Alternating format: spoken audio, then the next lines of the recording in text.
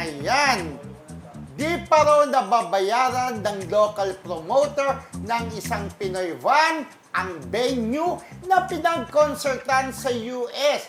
Nasa $13,000 nga raw ang utang nito at ngayon nga ay cannot be reached.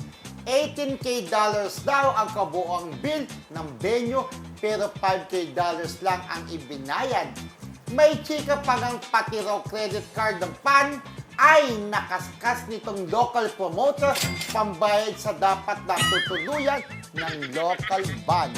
Hulaan na yan. Ay, nakakalungkot, di ba? Pero kumita raw naman yung show nung ano, boy what happened? band. Pero ba't Oo hindi nga. nagbayad sa venue na, ayan, nagtatago na raw. Binulsa kaya? Kung mga $13K, di ang laki nung kung 13K 13,000. times 56, 57, mga ganun. 57. Hindi. Ang $1,000 is $50. Naku, baka maubos yung oras natin, $1,000 magtototal pa kayo. $1,000 is 50,000, di ba? Oo. So kung $13, ang laki. $13,000. $13,000. Pero it's not the first time na nagiging problema ng local producer yung mga pagkuha ng mga artist dito sa Pilipinas pagdating doon, di ba? Kasi nga, parang malaki masyado yung expenses nila, lalo na kung yung mga artista, meron silang mga entourage. May mga may plus mga- one yan di ba? Baka doon hindi nakakabawi yung mga local Oo, kaya producer. na- Kahit na na-affect. mapuno, Oo. hindi pa rin Lugi. sapat. Lugi. Ticket pa lang, hindi, oo. hindi nababayaran yung venue. Correct. Kaya lang siyempre dapat Kulang pa ng 13,000 Oh, kasi ang 18, laki. di ba? Oo. 5 lang ang 5,000 lang ang binayad, $5,000. Ang laki Oo. ng utang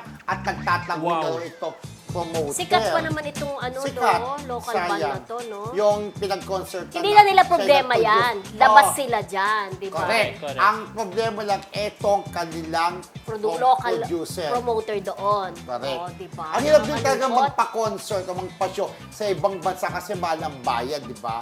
Pero Hindi alam sure. mo, at least, hindi, may mga shows tayong narinig dati, Kuya Romel, na kina-cancel, di ba? Kina-cancel talaga yung concert dahil hindi Pagka makabayad. mahina, oo. Mahina sa ticket. Pag-umpisa pa Kina-cancel. lang. Ito, gino pa rin. Gino pa rin. Nakipagsabalaran pa rin yung local producer. Pero, yun nga, Ngayon, paano may utang yan? siya. Paano niya babayaran ngayon? Correct. Yung So, venue? nagtatago siya. Kenneth Birits, parang cellphone na, hello, the number you dial is out of coverage Coverage area. area. Di ba? Nagtatago.